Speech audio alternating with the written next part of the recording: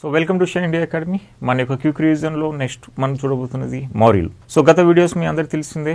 మనం చరిత్ర పూర్వయుగం, సింధు నాగరికత, ఆర్యులు, క్రీస్తుపూర్వం 6వ శతాబ్దం ఈ చాప్టర్లు చూసాం. ఇప్పుడు నెక్స్ట్ చాప్టర్ మనకి వస్తుంది మౌర్యులు. ఈ మౌర్యులు మన భారతదేశంలో 321 నుంచి 185 బీసీ మధ్య కాలంలో పరిపాలన చేశారు. సో అంటే సుమారుగా 136 ఇయర్స్ భారతదేశంలో రూల్ చేసినటువంటి వారు ఈ మౌర్యులు. భారతదేశంలో మొట్టమొదటి సివిసాల సామ్రాజ్యాన్ని స్థాపించినటువంటి మౌర్యులు.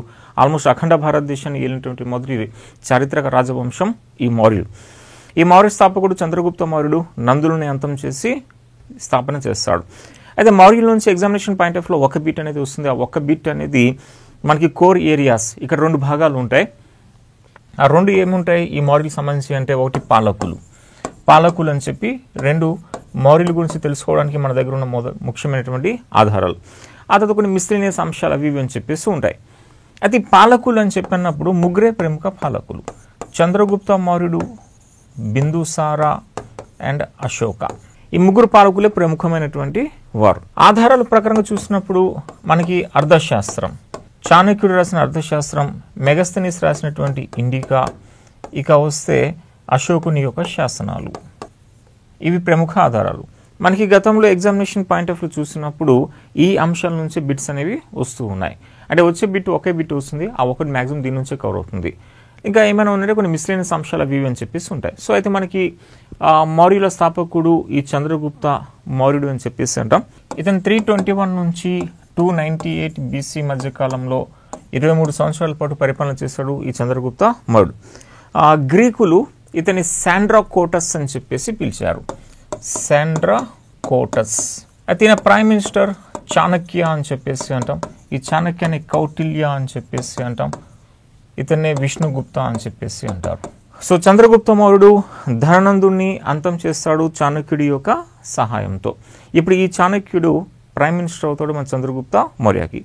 నెక్స్ట్ చంద్రగుప్త మౌర్య యొక్క గ్రీకు రాయబారి, ఇతని ఆస్థానంకి వచ్చిన గ్రీకు రాయబారి మెగస్తనీస్ అని చెప్పేసి అంటాం.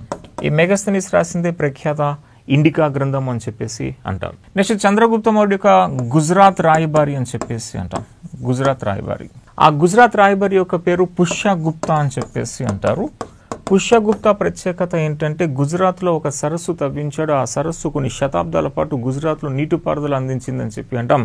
దాన్ని సుదర్శన సరస్సు అని చెప్పేసి అంటారు. ఈ సుదర్శన సరస్సును తవ్వించిన వాడు పుష్యగుప్త. ఇతను గుజరాత్లో రాయబారి చంద్రగుప్త మౌర్యకి. ప్లస్ చంద్రగుప్త మౌర్యకి బావమరిది వరుస కూడా అవుతాడని చెప్పేసి అంటారు ఈ పుష్యగుప్తాని. అయితే పుష్యగుప్త సుదర్శన సరస్సును తవ్వించాడన్న విషయం మన జూనాగఢ్ శాసనం, రుద్రదాముడు శకరాజు వేయించిన రుద్రదాముడు శాసనం, ఓకే, జూనాగఢ్ శాసనంలో దీని ప్రస్తావన మనకి కనిపిస్తుంది. దీన్ని రుద్రదామన్ వేయించాడు శకరాజు. నెక్స్ట్ మనకి వస్తాడు రుద్రదామనుడు. ఓకే, చంద్రగుప్త మౌర్యుడు ఆయన రాజధాని పాటలీపుత్రం అని చెప్పి అంటాం. ఇక పాటలీపుత్రం నుంచి వాయువ్య భారతదేశం అంటే ప్రస్తుత పాకిస్తాన్, ఆఫ్ఘనిస్తాన్ సరిహద్దుల వరకు రాజ్య విస్తరణ చేస్తాడు ఈయన. అయితే ఆఫ్ఘనిస్తాన్ సరిహద్దులో రాజ్య విస్తరణ చేస్తున్నప్పుడు ఇతని ప్రతిఘటన చేసింది, ఇతని యొక్క ఎక్స్పాన్షన్ని ఆపినవాడు సెల్యూకస్ నికేటర్ అని చెప్పేసి అంటారు. ఈ సెల్యూకస్ నికేటర్ అలెగ్జాండర్ యొక్క సేనాపతి. అలెగ్జాండర్ మన భారతదేశం పైన దండయాత్ర చేస్తాడు 326 బీసీలో. అలెగ్జాండర్ అప్పుడు యుద్ధం చేస్తాడు పోరస్ లేదా పురుషోత్తంతో. ఆ యుద్ధమే మన యొక్క జీలం యుద్ధం లేదా హైడాస్పస్ యుద్ధం అని చెప్పేసి అంటాం. దాన్ని కర్రీ ప్లేన్ యుద్ధం అని చెప్పి అంటాం. ఈ 326 బీసీలో జరిగిన కర్రీ ప్లేన్ లేదా జీలం లేదా హైడాస్పస్ యుద్ధంలో అలెగ్జాండర్ మన యొక్క పంజాబ్లో పాలకుడైనటువంటి ఈ పోరస్ ని ఓడించినాడు. కానీ పోరస్ యొక్క ధైర్య సాహసాలు చూసినటువంటి మన యొక్క అలెగ్జాండర్ పోరస్ కి రాజ్యం తిరిగి అప్పగించేసి ఖైబర్ కనుమ నుంచి వచ్చిన అలెగ్జాండర్ తిరిగి బెలుచిస్తాన్లో ఉన్న బోలాన్ కనుమ ద్వారా ఆయన రిటర్న్ వెళ్ళిపోతాడు. మధ్యలో బాబిలోనియాలో ఆయన 323 బీసీ కాలంలో చనిపోతాడు అంతు చిక్కని రోగంతో. అప్పుడు అలెగ్జాండర్ యొక్క సామ్రాజ్యం 4 రాజ్యాలుగా చీలిపోతుంది. అందులో ఒకటి మన ఏషియా మైనర్ అని చెప్పి అంటాం. ఆ ఏషియా మైనర్ కి పాలకుడైన వాడు సెల్యూకస్ నికేటర్. ఈయన అలెగ్జాండర్ యొక్క సేనాపతి. ఆల్రెడీ గతంలో బిట్ ఇది. సెల్యూకస్ నికేటర్ అలెగ్జాండర్కి ఏమవుతాడు? సేనాపతి అని చెప్పి అంటాం. ఏషియా మైనర్ కి పాలకుడు ఈయన. ఇప్పుడు ఇతను మన చంద్రగుప్త మౌర్యతో ఎదురున్నారు. అప్పుడు యుద్ధాలు కంటిన్యూస్ గా జరుగుతాయి. చివరికి మన యొక్క చంద్రగుప్త మౌర్య గెలుస్తాడు. అప్పుడు సెల్యూకస్ నికేటర్ తన కుమార్తె హేలెన్ ని మన చంద్రగుప్త మౌర్యకి ఇచ్చి పెళ్లి చేశాడు అని చెప్పేసి అంటారు. At the same time Seleucus Nicator అప్పుడే మెగస్తనీస్ ని రాయబారిగా పంపాడు అని చెప్పేసి అంటారు. ఇంకా దాంతోపాటు ఈ కాబూల్ అనే ప్రాంతం, హీరత్, కాందాహార్, సమ్ బలూచిస్తాన్ ఈ ప్రాంతాలు కూడా సెల్యూకస్ నికేటర్ చంద్రగుప్త మౌర్యకి ఇచ్చాడు. దీనికి బదులుగా చంద్రగుప్త మౌర్య సెల్యూకస్ నికేటర్కి 500 ఏనుగులు బహుమానంగా ఇచ్చాడు. 500 ఏనుగులు. అయితే అప్పుడు ప్రాచీన యుగంలో గజబలం అనేది అత్యంత సమర్థవంతంగా ట్రీట్ చేసేవారు, అత్యంత శక్తివంతంగా ట్రీట్ చేసేవారు. ఈ సెల్యూకస్ నికేటర్ తర్వాత సిరియాని కూడా ఆక్రమణ చేసినాడు ఈ యొక్క 500 ఏనుగుల సహాయంతో అని చెప్పేసి అంట. ఓకే, చంద్రగుప్త మౌర్యుడు ఆయన 300 BCలో మొదటి జైన సంగీతిని నిర్వహించినాడు. ఈయన ఈ మొదటి జైన సంగీతి నిర్వహించినప్పుడు భద్రబాహు, స్థూలభద్ర వీళ్ళిద్దరూ కూడా అధ్యక్షత వహించినారు. ఇక్కడే స్థూలభద్ర నేతృత్వంలో జైనులు కాస్త శ్వేతాంబరులుగా, భద్రబాహు నేతృత్వంలో జైనులు దిగంబరులుగా అవతరించారు. మన చంద్రగుప్త మౌర్యుడు దిగంబరులతో ప్రభావితం అయినాడు. భద్రబాహుతో కలిసి ఇప్పుడు చంద్రగుప్త మౌర్య శ్రావణ బెలగోలాకి వచ్చేస్తాడు. ఇప్పుడు శ్రావణ బెలగోలాలో మన చంద్రగుప్త మౌర్యుడు సల్లేఖనం పాటించి చనిపోతాడు. సల్లేఖనం అంటే ఉపవాసంలో ఉండి చనిపోవడం. అలా సల్లేఖనం చేసి చంద్రగుప్త మౌర్య చనిపోయినాడు. అయితే చంద్రగుప్త మౌర్యుడు ఆయన శ్రావణ బెలగోలాకు వచ్చేసేటప్పుడు తన రాజ్యాన్ని తన కుమారుడైన బిందుసారాకి అప్పగించేసి వచ్చేస్తాడు. అలా ఇప్పుడు బిందుసారా ఇతను 298 నుంచి 73 BC మధ్య కాలంలో సమ్ 25 years పాటు పరిపాలన చేశాడు బిందుసారా. ఈ బిందుసారాకి ఫేమస్ బిరుదు అమిత్రగాథ, శత్రు వినాశకుడు అని చెప్పి అంటారు. ఈ శత్రు వినాశకుడు అమిత్రగాథ. గతంలో గ్రూప్ 2లో అడిగిన బిట్ అమిత్రగాథ అనే బిరుదు ఎవరికి కలదు అని చెప్పి అన్నాడు. బిందుసారాకి కలదు. ఈయన యాక్చువల్ పేరు బిందుసారా అసలు పేరు సింహసేన యాక్చువల్ పేరు. ఈ సింహసేనకి శరీరం పైన తెల్లని మచ్చలు అవి ఏర్పడతాయి. ఆ మచ్చలు ఏర్పడడం వల్ల దీనికి బిందుసారుడు అని చెప్పి అంటాం. అయితే అమిత్రగాథ స్లేయర్ ఆఫ్ ఎనిమీ, శత్రు వినాశకుడు అని చెప్పేసి అంటాం. సో ఇతని యొక్క ప్రైమ్ మినిస్టర్ ఖల్లాటకుడు అని చెప్పాను. ఇతని ఆస్థానంకి వచ్చిన గ్రీక్ వారు చూస్తే ఒకడు డైమాఖస్ అని చెప్పేసి ఉంటాడు, డైమాఖస్. ఇంకొకడు డియోనియస్ అని చెప్పేసి ఉంటాడు. అయితే డైమాఖస్ అనేవాడు యాంటియోకస్ యొక్క రాయబారిగా వచ్చాడు అని చెప్పి అంటాం. యాంటియోకస్ సిరియాలో పాలకుడు అని చెప్పి అంటాం. అయితే యాంటియోకస్ యొక్క రాయబారిగా వచ్చాడని చెప్పి పేర్కొన్నది స్ట్రాబో. ఇక డియోనియస్ అనేవాడు ఇతను టాలమీ టు ఫిలడాల్ఫస్ అని చెప్పేసి ఉంటాడు. ఓకే, డియోనియస్ అనేవాడు టాలమీ టు ఫిలడాల్ఫస్ అని చెప్పేసి ఇతను ఈజిప్ట్లో పాలకుడుగా ఉంటాడు.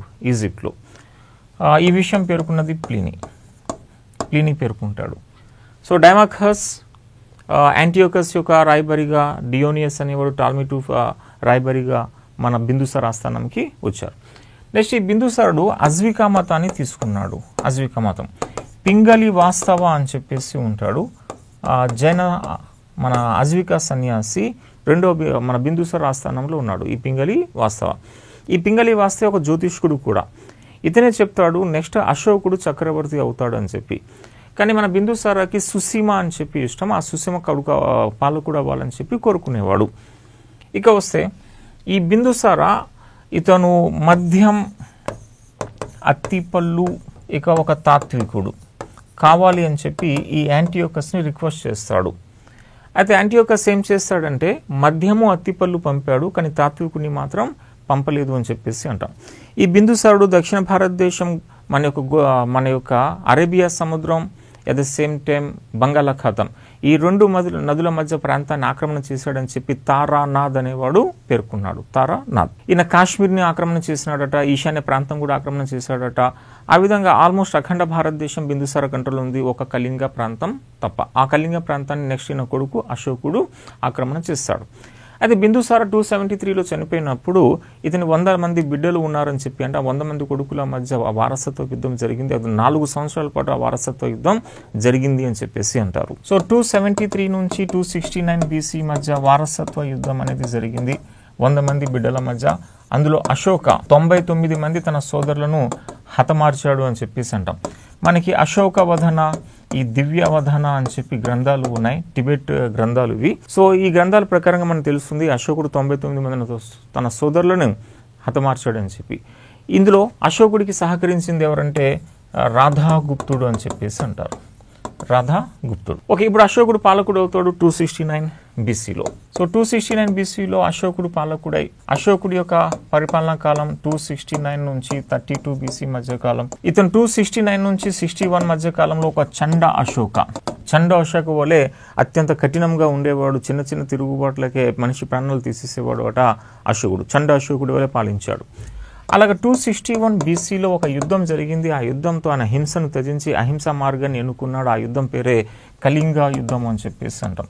కళింగ యుద్ధం గురించి అశోకుడు తన 13వ ప్రధాన శిలాశాసనం మేజర్ రాక్ ఎడిక్ట్ అని చెప్పేసి అంటాం. 13వ ప్రధాన శిలాశాసనంలో అశోకుడు తన యొక్క కళింగ యుద్ధం గురించి ప్రస్తావన చేస్తాడు. ఆ శాసనం ప్రకారంగా చూస్తే అశోకుడు కళింగాధిపతిని ఓడించాడు. 1,00,000 మంది సైనికుల్ని చంపాడు. 1,50,000 మంది సైనికుల్ని బానిసలుగా పట్టుకున్నాడని చెప్పి అశోకుడు తన యొక్క 13వ ప్రధాన శిలాశాసనంలో పేర్కొనబడ్డాడు. అది అశోక అంటే అప్పుడు పేరు దేవనాంపియ ప్రియదర్శి అని చెప్పేసి ఉండేది ఆయన శాసనాలలో. ఆ తర్వాత అశోకుడు బౌద్ధాన్ని స్వీకరించాడు. బౌద్ధం ఉపగుప్తుడి సహాయంతో. ఈ ఉపగుప్తుడు ఆయన నిగ్రోధ్ అని చెప్పేసి అంటారు. ఇతను కేవలం 7 సంవత్సరాల పిల్లవాడు అని చెప్పేసి అంటారు. అలా 7 సంవత్సరాల పిల్లవాడు అయినటువంటి బౌద్ధుడుగా ఉన్నటువంటి ఉపగుప్తుడు లేదా నిగ్రోధ్ యొక్క సహాయంతో అశోకుడు బౌద్ధాన్ని స్వీకరించాడు. తన జైత్రయాత్రల్ని కాస్త ధర్మయాత్రలుగా మార్చేశాడు అశోకుడు. ఇతను 259 BCలో అశోక ధర్మాన్ని ప్రకటిస్తాడు. అశోక ధర్మం అశోకుడి యొక్క సొంత మతం. మన భారతదేశంలో మొట్టమొదటి లౌకిక మతంగా అశోక ధర్మాన్ని పేర్కొనవచ్చు. First secular code in India అని చెప్పి తల్లిదండ్రులను గౌరవించాలి, పెద్దలను గౌరవించాలి, గురువుల్ని గౌరవించాలి. ఇటువంటి అంశాలతో ఈ అశోక ధర్మం అని చెప్పి ఉంటుంది. ఈ ధర్మ వ్యాప్తి కోసం ధర్మ మహామాత్య అనే పదవిని కూడా ఏర్పాటు చేశాడు. అది ఎవరైతే అశోక ధర్మాన్ని తీసుకొని ఆ నియమాలు పాటించారో వాళ్ళకి శిక్షించడం కోసం రాజుకా అనే అధికారులు ఉండేవారు. యాక్చువల్గా రాజుకా అంటే రెవెన్యూ ఆఫీసర్స్, వీళ్ళు జిల్లా కలెక్టర్ టైపు వంటి వాళ్ళు ఈ రాజుకాలు. అశోక ధర్మం పాటించని వారికి శిక్షించేవారు రాజుకాలు. అయితే అశోక ధర్మాన్ని వ్యాప్తి చేసేవారు ధర్మ మహామాత్యులు అని చెప్పేసి అంటారు. 250 BCలో అశోకుడు 3వ బౌద్ధ సంగీతి నిర్వహించాడు పాటలీపుత్రంలో. ఆ తర్వాతే మన అశోకుడు ఈ యొక్క బౌద్ధ మతాన్ని శ్రీలంకకు వ్యాప్తి చేసినాడు అశోకుడి యొక్క కుమారుడైన మహేంద్ర ద్వారా. సో ఈ సమావేశం తర్వాతనే మహేంద్ర శ్రీలంకకి వెళ్ళాడు. శ్రీలంకలో బోధి వృక్షం యొక్క కొమ్మ కూడా అనురాధాపురంలో నాటాడు. అది ఒక మహావృక్షంగా ఎదిగి ఇప్పటికీ ఉంది అని చెప్పేసి అంటారు. సో 3వ బౌద్ధ సంగీతి అశోకుడు ఈ యొక్క బౌద్ధ మతాన్ని శ్రీలంకలో వ్యాప్తి చేశాడు తన కుమారుడైన మహేంద్ర ద్వారా. 232 BCలో అశోకుడి యొక్క మరణం అని చెప్పేసి అంటారు. అశోకుడు 230 BCలో చనిపోతాడు. అయితే అశోకుడి మరణం తర్వాత రాజ్యం కాస్త తూర్పు పశ్చిమగా చీలిపోయింది. తూర్పుకి రాజు అవుతాడు దశరథ అని చెప్పి అంటాం. పశ్చిమానికి కునల అని చెప్పి అవుతాడు. అయితే అశోకుడు తన మనవుడైనటువంటి దశరథ, ఆయన అశోక అండ్ దశరథ వీళ్ళిద్దరూ కూడా బరాబరా గుహలు అని చెప్పి ఉంటాయి. ఇక్కడ సుధామా గుహలు అని చెప్పేసి ఉంటాయి. సుధామా, ఇంకోటి లోమస్ అని చెప్పి ఉంటారు. ఈ సుధామా లోమస్ అనే గుహల్ని అజీవికా సన్యాసులకి దానంగా ఇచ్చారు అశోకుడు అండ్ దశరథుడు. ఈ కునల తర్వాత వచ్చాడు సాంప్రాతి. ఈ సాంప్రాతి కూడా అశోకుడి మనవుడు అవుతాడు. అంటే కొడుకు కునల, మనవుడు ఇక్కడ దశరథ. అయితే ఇప్పుడు సాంప్రాతి జైన అశోకగా పిలువబడతాడు. అంటే జైనాన్ని బాగా వ్యాప్తి చేసి జైన అశోకగా పిలువబడింది సాంప్రాతి. ఇతను పశ్చిమ రాజ్యాన్ని తూర్పు రాజ్యాన్ని ఏకం చేస్తాడు. అలా తర్వాత కొందరు పాలకులు వచ్చారు. చివరిగా బృహద్రథ అని చెప్పి వస్తాడు.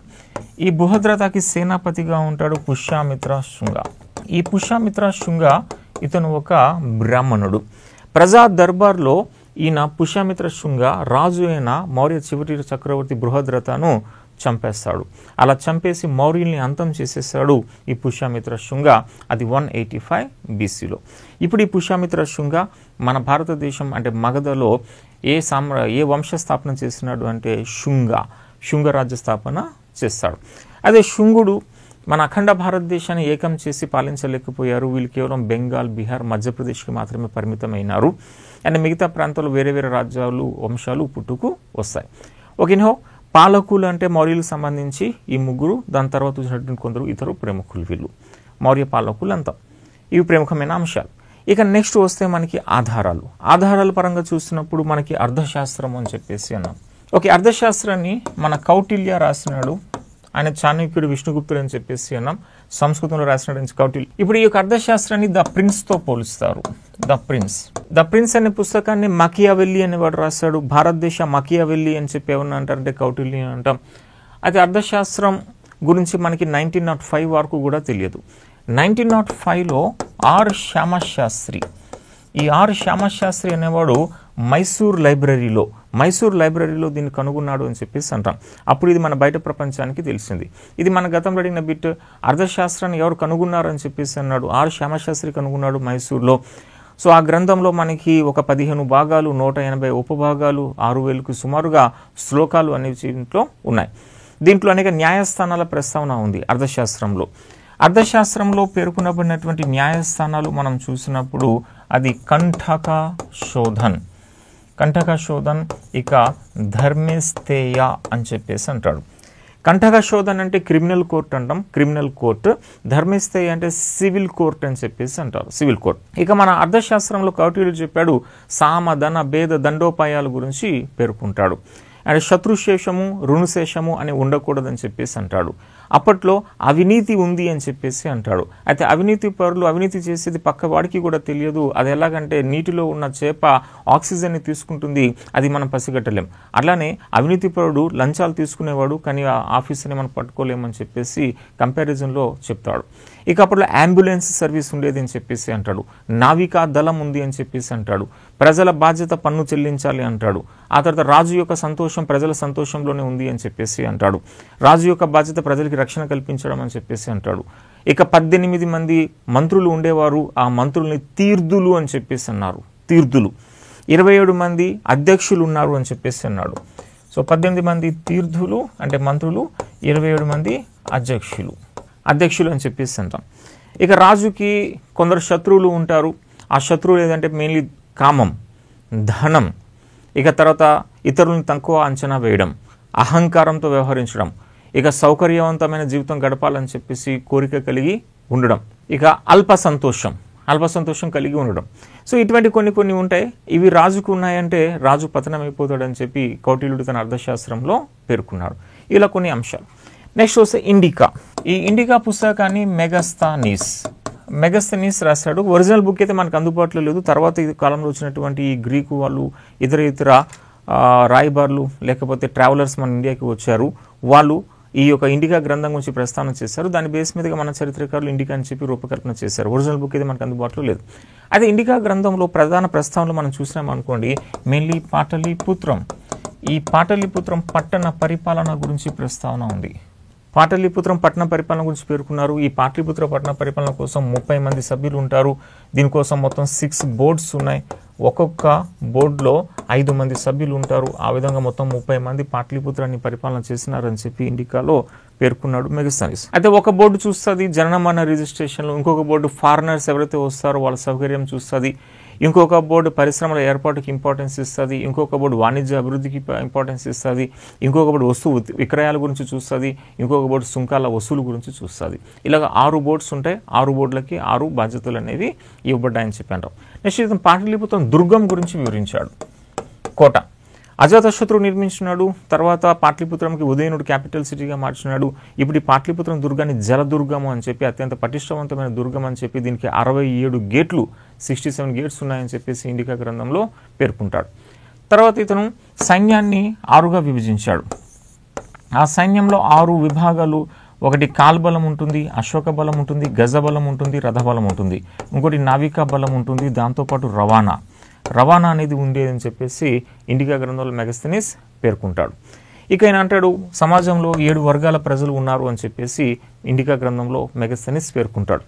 ఆ 7 వర్గాల ప్రజలు మనం చూస్తే రైతులు ఉన్నారని చెప్పి అంటారు, పశు పోషకులు ఉన్నారు అని చెప్పేసి పేర్కొంటాడు, చేతి వృత్తుల వారు ఉన్నారు అని చెప్పేసి అంటాడు, ఇక సైనికులు ఉన్నారు అని చెప్పేసి అంటాడు, కౌన్సిలర్లు ఉన్నారు అని చెప్పేసి అంటాడు, న్యాయమూర్తులు ఉన్నారని చెప్పేసి, ఇక తాత్వికులు. ఇలాగ మొత్తం 7 వర్గాల ప్రజలు సమాజంలో ఉన్నారు అని చెప్పి పేర్కొన్నాడు. నెక్స్ట్ ఇండికా గ్రంథంలో మెగస్తనీస్ కొన్ని నమ్మశక్యం కానీ అంశాలు పేర్కొంటాడు. ఉదాహరణకి అప్పుడు బానిసలు లేరు అని చెప్పి అంటాడు. అసత్యాలు మాట్లాడేవారు లేరు అని చెప్పి అంటాడు, దొంగలు లేరు అని చెప్పేసి అంటారు. కొందరు మనుషులు ఉన్నారు వాళ్ళకి ముక్కు లేదు అంటాడు, కొందరు మనుషులు ఉన్నారు వాళ్ళ యొక్క చెవులు నేలకి తాకేవి అంత పెద్ద చెవులు కలిగిన వ్యక్తులు ఉన్నారని చెప్పేసి ఆయన పేర్కొన్నాడు. బంగారు పుట్టెలు పెట్టే చీమలు ఉన్నారని చెప్పేసి అంటాడు. చంద్రగుప్త మౌర్యుడికి అప్పుడు రక్షణ కల్పించినారు మహిళా అంగరక్షకులు అని చెప్పేసి ఈయన పేర్కొంటాడు. ఇలా కొన్ని అంశాలు మన యొక్క కోటిల్డ్ మన ఇండికాలో ప్రస్తావన ఉంటుంది. నెక్స్ట్ అశోకుని శాసనాలు. అశోకుని శాసనాలు ఫస్ట్ కనుగొన్నవాడు పెంథలర్ అని చెప్పేసి అంటారు. ఫస్ట్ దీన్ని చదివాడు జేమ్స్ ప్రిన్సెప్. ఫస్ట్ కనుగొన్నాడు పెంథలర్, ఫస్ట్ చదివాడు జేమ్స్ ప్రిన్సెప్. అశోకుడి యొక్క శాసనాల్లో అశోకుడి యొక్క పేరు దేవనాంపియ ప్రియదర్శి అని చెప్పేసి ఉంటుంది. దేవనాంపియ అంటే అర్థం దేవతలకు ప్రియమైన వాడు, ప్రియదర్శి అంటే సుందరమైన ముఖం కలిగినటువంటి వాడు, అశోకుడు అంటే దుఃఖం లేనివాడు అని చెప్పేసి అర్థం. సో ఈ విధంగా అశోకుడు తన యొక్క శాసనాల్లో తన పేరు అశోక అని చెప్పి మెన్షన్ చేయకుండా దేవనాంపియ ప్రియదర్శి అని చెప్పి ఉంది. కానీ కొన్ని శాసనాల్లో దేవనాంపియ ప్రియదర్శి అశోక అని చెప్పి ఉంది. అయితే అశోక అనే పేరు మనకి మస్కి, నిట్టూరు, గుజ్జారా అనే ఈ శాసనాల్లో అశోక అనే పేరు మనకి కనిపిస్తుంది. మిగతా శాసనాలన్నింటిలో కూడా దేవనాంపియ ప్రియదర్శి అని చెప్పేసి అనే ప్రస్తావన ఉంటుంది. ఇతను తన శాసనాల్లో ప్రాకృత భాషను ఉపయోగించినాడు. గ్రీక్, అరామిక్ భాషల్లో కందహార్ శాసనం వేయించినాడు. షాబాజ్గిరి శాసనాన్ని ఖరోష్తి భాషలో వేయించాడు. ఇక మిగతావన్నీ ప్రాకృతంలో ఉంటుంది. అప్పుడు ప్రాకృత భాష దాని యొక్క లిపి బ్రహ్మీ లిపి అని చెప్పేసి అంటారు. మనకి గతంలో అడిగిన భారతదేశంలో మొట్టమొదటి శాసనాలన్నీ కూడా ఏ లిపిలో వేయించారంటే బ్రహ్మీ లిపి. ఏ భాషలో వచ్చాయంటే ప్రాకృత భాషలో వచ్చినాయి. అయితే అశోకుడి యొక్క శాసనాల్లో మనకి రుమెండి శాసనం అని చెప్పి ఉంటుంది. ఈ రుమెండి శాసనంలో ఈయన ప్రస్తావన చేస్తున్నాడు. బుద్ధుడి యొక్క జన్మస్థానం లుంబిని నుంచి 1/8 వంతు పన్ను వసూలు చేశాడు. తక్కువ పన్ను ఎందుకు వసూలు చేశాడంటే లుంబిని అనే ప్రాంతం గౌతమ బుద్ధుడి యొక్క జన్మస్థలం కాబట్టి. నెక్స్ట్ బాబ్రా అనే శాసనం. ఈ బాబ్రా శాసనంలో అశోకుడు గౌతమ బుద్ధుడిని దేవుడు అని చెప్పి ప్రస్తావన చేశాడు. ప్లస్ ఈ దేవనాంపియ ప్రియదర్శి అశోకుడు ఈ మగధకు చక్రవర్తి అని చెప్పేసి బాబ్రా శాసనంలో ఉంది. బుద్ధుడు దేవుడు అండ్ అశోకుడు మగధ రాజు, ఈ రెండు బాబ్రా శాసనంలో కనిపిస్తాయి. ఇక సోపరా శాసనం. ఈ సోపరా శాసనంలో అశోకుడి యొక్క లౌకిక వాదం గురించి ప్రస్తావన చేయబడింది. సోపరా శాసనం. కాందహార్ శాసనం. ఈ కాందహార్ శాసనంలో అశోకుడు ఈ మత్స్యకారులను మరియు వేటగాళ్లను బలవంతంగా బౌద్ధ అశోక ధర్మంలోకి మార్పించాడని చెప్పి ప్రస్తావన ఉంది. Next Dhauli and Jaugada. ఈ ధౌలి జౌగద శాసనాల్లో అశోకుడు అంటాడు అందరూ నా బిడ్డలే అని చెప్పేసి అంటాడు. అందరూ నా బిడ్డలే అని చెప్పి అశోకుడు పేర్కొంటాడు. ఒక అశోకుడు మొత్తం 14 ప్రధాన శిలాశాసనాలు, 7 చిన్న శాసనాలు వేస్తాడు. అంటే దీన్ని మేజర్ రాక్ ఎడిక్ట్స్ అని చెప్పి అంటాం. 7 మైనర్ పిల్లర్ ఎడిక్ట్స్ అని చెప్పేసి అంటాం. ఇవి కాకుండా 84,000 ధాతుగర్భ స్తూపాలు వేయించినాడు. సో ధాతుగర్భ స్తూపాలు అంటే గౌతమ బుద్ధుడి అవశేషాలు ఉన్నాయి. యాక్చువల్ గౌతమ బుద్ధుడి అవశేషాలు 12 స్తూపాల్లో ఉండే. అశోకుడు బౌద్ధాన్ని స్వీకరించిన తర్వాత 12 స్తూపాల్లో ఉన్నటువంటి అవశేషాలను సేకరించిన తర్వాత భారతదేశం అంతా పంపించి ఆయన 84,000 ధాతుగర్భ స్తూపాలు నిర్మాణం చేశాడు. ఇవన్నీ కూడా మనకి ఎర్ర ఇసుక రాతితో నిర్మాణం చేయబడతాయి. ఈ ఎర్ర ఇసుక రాతి ఇది మోనోలిథిక్ పిల్లర్ ఉంటుంది. సో మోనోలిథిక్ అంటే ఒకే శిల, జాయింట్స్ ఉండవు. ఇవన్నీ ఎర్ర ఇసుక రాయి, అది కూడా పాలిష్ అయి ఉంటుంది. మోనోలిథిక్ పాలిష్డ్ పిల్లర్ అని చెప్పాను. కింద ఒక షాఫ్ట్ ఉంటుంది, ఇక్కడ ఒక సింబల్ ఉంటుంది. దీన్ని క్యాపిటల్ అని చెప్పేసి అంటారు. ఈ క్యాపిటల్ సింహం ఉంటుంది, లేకపోతే ఎద్దు ఉంటుంది, లేకపోతే చక్రం ఎసెట్రా ఉంటుంది. ఇటువంటి క్యాపిటల్స్లో మనకి ఫేమస్ 4 సింహాలు. ఈ 4 సింహాలు మనకి సారనాథ్లో కనిపించాయి. ఇదే ప్రస్తుతం మన భారతదేశం యొక్క అఫీషియల్ సింబల్. ఇది రాయల్ సింబల్గా, రాయల్ ఎంబ్లమ్గా మనం పేర్కొంటూ ఉంటాం. 4 సింహాలు అది అశోకుడి యొక్క సారనాథ్ స్తూపం నుంచి మనం తీసుకున్నాం. అలాగా ఒక సింహం ఉంటుంది. ఆ ఒక సింహం లౌర్య నందన్ గఢ్ అనే ప్లేస్లో దొరికింది. లౌర్య నందన్ గఢ్ బీహార్ ఏరియాకి వస్తుంది. ఇది లౌర్య నందన్ గఢ్. సో లౌర్య నందన్ గఢ్లో ఒక సింహంతో మనకి స్తూపం కనిపిస్తుంది. ఎద్దు ఉంటుంది. ఎద్దు రాంపురాలో ఎద్దుతో ఉంటుంది. ఇక చక్రం, ఈ చక్రం అనేది పాటలీపుత్రంలో మనకి కనిపిస్తుంది. నెక్స్ట్ మనకి ఏనుగు అనేది ధౌలి జౌగద. ఈ ధౌలి ఆర్ జౌగద అని చెప్పేసి అంటాం. మన యొక్క ఒరిస్సా ప్రాంతం, అక్కడ ఏనుగు. ఇక వృషభం అని చెప్పేసి అంటారు నంది. ఇది మనకి శ్రావస్తిలో కనిపిస్తుంది. ఈ విధంగా అశోకుడి యొక్క స్తూపాల్లో కొన్ని ప్రముఖ చిహ్నాలు కలిగినటువంటి స్తూపాలు ఇవి సోన్సో ప్లేసెస్లో ఉన్నాయి. అప్పుడప్పుడు మ్యాచ్ ద ఫాలోయింగ్లో అడగవచ్చు. అదే 84,000 ధాతుగర్భ స్తూపాలు ఉన్నప్పటికీ వేయించినప్పటికీ ప్రస్తుతం ఇవి అందుబాటులో లేవు. ఎందుకంటే ఈ మౌర్యుల్ని అంతం చేసి వచ్చినటువంటి పుష్యమిత్ర శుంగుడు ఒక బ్రాహ్మణుడు. అతను బౌద్ధాన్ని ద్వేషించి ఆ 84,000 ధాతుగర్భ స్తూపాలు మ్యాక్సిమంగా ధ్వంసం చేసేసింది అప్పుడు ఎవరంటే ఈ పుష్యమిత్ర శుంగ. అట్లా కొన్ని మిగిలి ఉన్నాయి. అలా మిగిలి ఉన్న దాంట్లో సారనాథ్, ఇందౌలి, నందన్గఢ్, రామ్నగర్, రాంపూర్, పాట్లిపుత్రం ఎసెట్రా ఈ ప్లేసెస్ కొన్ని అని చెప్పేసి అంటారు. ఇవి అశోకుని శాసనాలకు సంబంధించినటువంటి కొన్ని ప్రముఖ అంశాలు. అయితే నెక్స్ట్ వస్తే మనకి ఇతర ఆధారాల పరంగా హేమచంద్రుడు అని చెప్పేసి ఉంటాం. హేమచంద్రుడు పరిశిష్ట పర్వన్ అనే పుస్తకం రాసినాడు. ఆ పరిశిష్ట పర్వన్ అనేది యాక్చువల్గా ఎవరిది యొక్క స్వీయ చరిత్ర అంటే చాణక్యుడి యొక్క స్వీయ చరిత్ర. సో హేమచంద్ర అని చెప్పి అంటాం. ఈ హేమచంద్రుడు పరిశిష్ట పర్వన్ ఇది కాస్త చాణక్య యొక్క స్వీయ చరిత్ర అని చెప్పేసి అంటారు. స్వీయ చరిత్ర. నెక్స్ట్ విశాఖ దత్తుడు అని చెప్పేసి ఉన్నాడు. ఈ విశాఖ దత్తుడు ముద్ర రాక్షసం అని చెప్పి రాశాడు. ఈ ముద్ర రాక్షసంలో అప్పుడు చంద్రగుప్త మౌర్యుడు సింహాసనం ఎలా అధిష్ఠించాడు అన్న విషయం పేర్కొన్నాడు. నెక్స్ట్ మౌర్యుల కాలంలో ఉన్న కుట్రల గురించి పేర్కొన్నాడు ముద్ర రాక్షసంలో ఈ విశాఖ దత్తుడు. నెక్స్ట్ మనకి ప్లీనీ అని చెప్పేసి ఉన్నాడు. ఈ ప్లీనీ న్యాచురల్ హిస్టరీ అనే పుస్తకం రాశాడు. ఈ న్యాచురల్ హిస్టరీ అనే పుస్తకంలో లాటిన్ అయినటువంటి ఈ ప్లీనీ అతను వారి యొక్క సైనిక బలం, మౌర్యుల సైనిక బలం గురించి, చతురంగ బలాల గురించి ప్రస్తావన చేస్తాడు. ఆ చతురంగ బలాల్లో కాల్బలంలో అంటాడు 6 లక్షల కాల్బలం ఉంది అని చెప్పేసి అంటాడు. అశ్వక బలంకి వచ్చేసరికి ఒక 30,000 అశ్వక బలం ఉంది అని చెప్పి అంటాడు. ఇక గజబలంకి వచ్చేసరికి ఒక 9,000 గజబలం ఉంది అని చెప్పేసి అంటాడు. 9,000.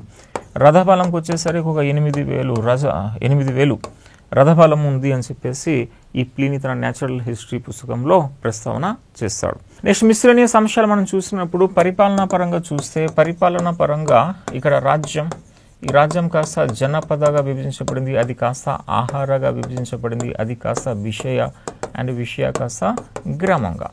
సాధారణంగా రాజ్యంకి అధిపతి రాజు ఉంటాడు, జనపదకి అధిపతి కుమారమాత్య అని చెప్పేసి, సో కుమారమాత్య అని చెప్పేసి ఉంటాడు. ఆహారకి వచ్చేసరికి రాజుక అని చెప్పేసి ఉంటాడు. ఈయన కలెక్టర్ టైపు అని చెప్పేసి అంటాం. తర్వాత ఇక్కడ ఆహారాల్లో ప్రాదేశిక అని చెప్పేసి ఉంటాడు. ఈయన మన ఎస్పీ టైప్, ఈయన శాంతి భద్రతలని చూస్తాడు ప్రాదేశిక. ఇక విషయాకు వచ్చేసరికి గోప, ఇంకొకడు స్థానిక అని చెప్పేసి ఉంటాడు. ఈ గోప అంటే చిన్న విషయ, అది దట్ మీన్స్ ఒక 5-10 గ్రామాలు కలయికతో ఉండే విషయాకి గోపాధిపతిగా ఉంటాడు. ఇక స్థానిక అని చెప్పినాం అనుకోండి, ఆల్మోస్ట్ ఒక 100 గ్రామాలకు కలిపి ఒక విషయ అతి పెద్ద దానికి స్థానిక ఉంటాడు. ఇక గ్రామాకి గ్రామీణి అని చెప్పేసి ఉంటాడు, గ్రామీణి అని చెప్పి. ఓకే, ఈ జనపదకు వచ్చేసరికి జనపదాలు 4 ఉండే. ఈ నార్త్, సౌత్, ఈస్ట్, వెస్ట్ అని చెప్పేసి అనేవారు. ఈ నార్త్ క్యాపిటల్ తక్షశిల ఉండే, తక్షశిల. సౌత్కి సువర్ణగిరి అని చెప్పేసి ఉంటుంది, ఈస్ట్కి తోసలి అని చెప్పి ఉంటుంది, పశ్చిమానికి ఉజ్జయిని అని చెప్పి ఉంటుంది, ఉజ్జయిని. అయితే ఈ ఉజ్జయినికి గవర్నర్గా కుమార పనిచేసిన వాడు అశోకుడు. తక్షశిలలో ఉత్తరానికి గవర్నర్గా పనిచేసిన ప్రముఖుడు సుసీమ అని చెప్పేసి అంటాడు, సుసీమ. అయితే ఈ తక్షశిలలో సుసీమ యొక్క అధిక పనులు సమ్ కారణాల వల్ల తిరుగుబాటు జరిగితే సుసీమ ఆ తిరుగుబాటు అణిచివేయలేకపోతాడు. అప్పుడు ఉజ్జయినిలో గవర్నర్గా ఉన్నటువంటి అశోకుడు తక్షశిలాకి వెళ్ళి ఈ తిరుగుబాటుని అణిచాడని చెప్పేసి ఉంటుంది. అది అశోకవదనం, దివ్యవదనంలో దాని ప్రస్తావన మనకి కనిపిస్తుంది.